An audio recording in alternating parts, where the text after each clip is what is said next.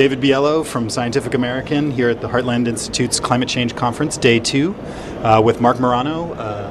Would you go ahead and introduce yourself to our viewers? Mark Morano, the U.S. Senate Environment Public Works Committee Communication Director, Minority. Do I look at the camera or you? You look at me. Okay. And first question, global warming, is it real or man-made? There's a wide range of spectrums on that. Obviously, there's a human component, whether you're talking about a CO2 forcing, a lot of scientists say. Some say there isn't. I don't know what the numbers are on that. But as far as land use changes, all the other impacts of deforestation, obviously mankind has impacted our climate. There's no way around that. But the question is, we are currently well within natural climate variability. Multiple studies have shown that too. Just 2007 medieval warm period was about 0.3 C warmer. The study analysis in Science magazine showed that 20th century not anomalously warm. Andrew Rebka of the New York Times has written that recent weather is not outside of natural variability. So the point is, Greenland has had its high point in 1940 before 80% of CO2. The Arctic, if you go back 1,500 years, has actually cooled.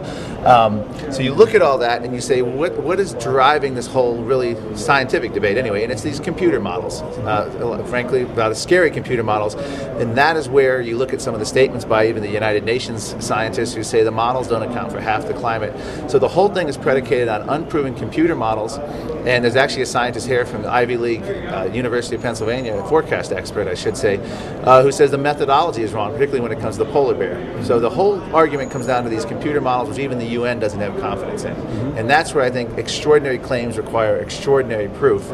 And, that's the gist of it at this point in time. And recent peer-reviewed studies, 2007, are debunking concerns, or at least alarm, over rising CO2. The Stephen Schwartz Brookhaven Lab peer-reviewed study came out in summer of 2007, showed we may have already seen most of the warming, and there might be additional warming from CO2, but that it's nowhere near the sensitivity the IPCC puts to it.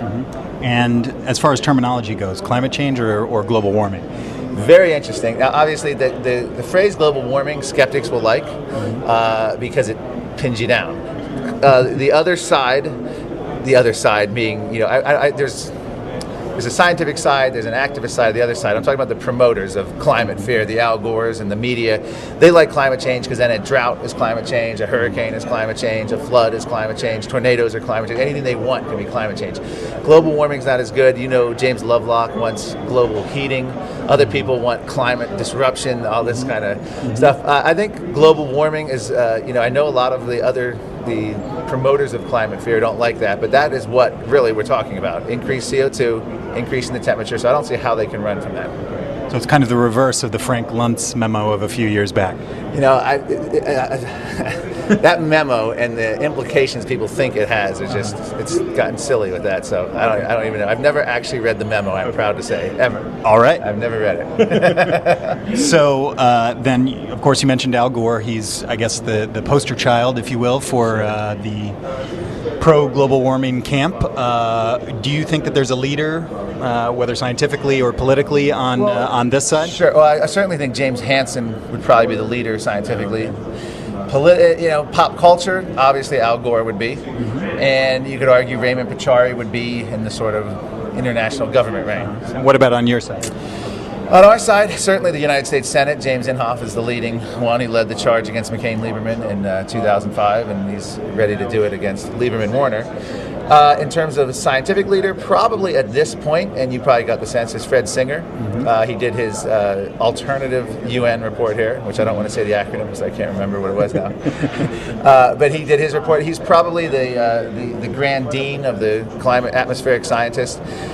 In terms of this, now in terms of otherwise, you could probably argue Richard Lindzen is the leader of the skeptical movement in terms of someone who's been at it for decades and very prominent.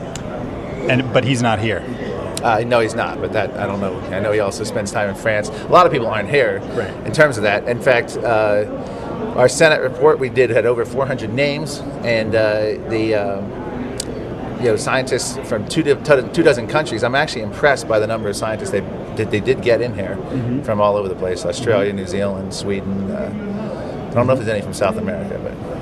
So politically speaking, obviously the three main candidates have all come out in favor of at least a carbon cap and trade system. What do you foresee, I guess, both for the remaining time of this Congress and after the elections next year? Good question. We don't know. We're preparing for a possible May floor fight for Lieberman Warner. However, Friends of the Earth and a lot of environmental groups, a lot of other strategists on the other side of the political spectrum, working with the Democrats and for this Lieberman Warner, are now speculating they may wait, that they may forego it and do it next year when they estimate it'll be a friendlier climate. But either way, we're facing a potential recession. We're facing $4 gallon gas. We're facing heating and home, all these bills, energy bills going up. It gets harder and harder to sell a climate bill that they admit will have no detectable impact on the climate, but have a detectable impact on your wallet and have real economic pain. So I think right now everything looks good, and people are going to support. This is a politically popular thing. It's in the media. We have to do something. When push comes to shove, will the American people support their senator in each state voting for a bill that's going to further raise gas, air conditioning, heating at a time when we're already facing recession? It could wipe out any stimulus package, any bill that we do pass, and for what? Pure symbolism. And that's going to be a question that senators are going to have to ask themselves. So are you more concerned about, faulty science of climate change or the potential economic impacts of solutions? Let's just say right now Al Gore's right. We're facing a climate crisis. And what I like to say is if we actually were facing a climate crisis and Al Gore and the UN were our only hope, we would all be doomed. And that's the bottom line. If you look at what they proposed in 2.5 decades, what would they have proposed? Credible plan that would have a detectable impact, not Kyoto, which they call a first step, which no one can even make that first step in Europe, or most can't make the first step in Europe.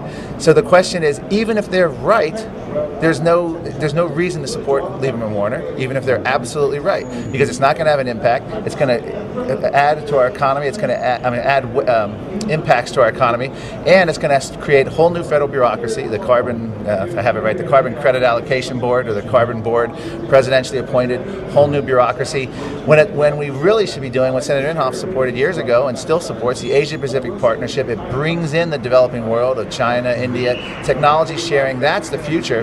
Economic growth, new technology. It's not command and control, new bureaucracies, raising energy price, punishing the American people for absolutely no gain other than pure symbolism. And what about the green jobs argument, as I'd put it, that these new technologies are going to provide more jobs than the old technologies? That is, whenever the government comes in and essentially interferes with the market, there's always going to be shifts. So some people are going to lose a job, some people are going to gain a job. That argument falls on its face when you realize the government is still going to be manipulating and managing much larger sections of the economy. So as an economic growth perspective, you're not going to have a zero-sum game. You're going to have a government more activist, more regulatory, and therefore more burden on the economy. You can't get around that, no matter how many you try to play with numbers about, this green jobs. It's become a buzzword in Washington, and frankly, it's not really, doesn't have much weight. So finally, what is your aim, your goal in the next few months, few years, however long you guys have left? Well, sound like it's preparing our obituary. Well, no. I didn't mean it like that. You know what I mean? Yeah.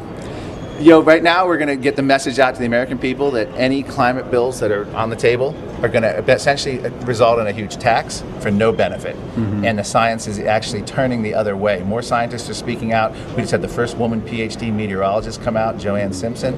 She's in her 80s. She just retired. She's worked for NASA, and now she said, I feel free to speak out. Top Portuguese scientist just retired, just spoke out, dissenting from Al Gore in the UN version. When people, that's going to be in the background. They're going to know the science is shifting, more coming out, peer-reviewed studies, as I mentioned. A new study, by the way, just today, showed that lack of dust is up to 1/3 Fahrenheit, 1/3 of a degree since the 1960s, resulting from lack of volcanic dust in the atmosphere. So, and then you have the Pat Michaels and other peer-reviewed study, which shows the temperatures were higher. My point is, when people realize the science and the number of this consensus isn't true, when people realize what they're going to have to pay, and when people realize that the bills are pure symbolism, I think they have a serious PR problem on the other side to sell this at a time of a recession when we're trying to pass stimulus packages and all that. So to play the devil's advocate and put it in pop culture's terms, is doubt your product?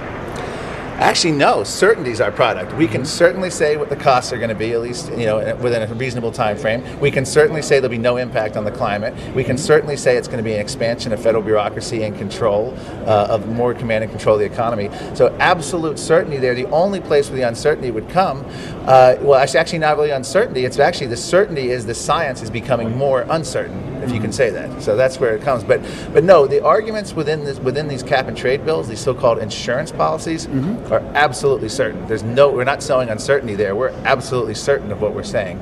And the whole idea of an insurance policy, I ask you, would you buy a home insurance policy that had a huge upfront premium, but if your house ever burned down, you'd have virtually no payout? That would be investigated by Insurance Commission. And that's essentially what all these climate bills are, including Lieberman Warner.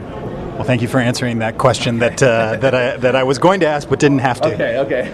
Thanks for your time. Thanks a lot. All right. Do me right. Now, come on. I don't want to do a blog.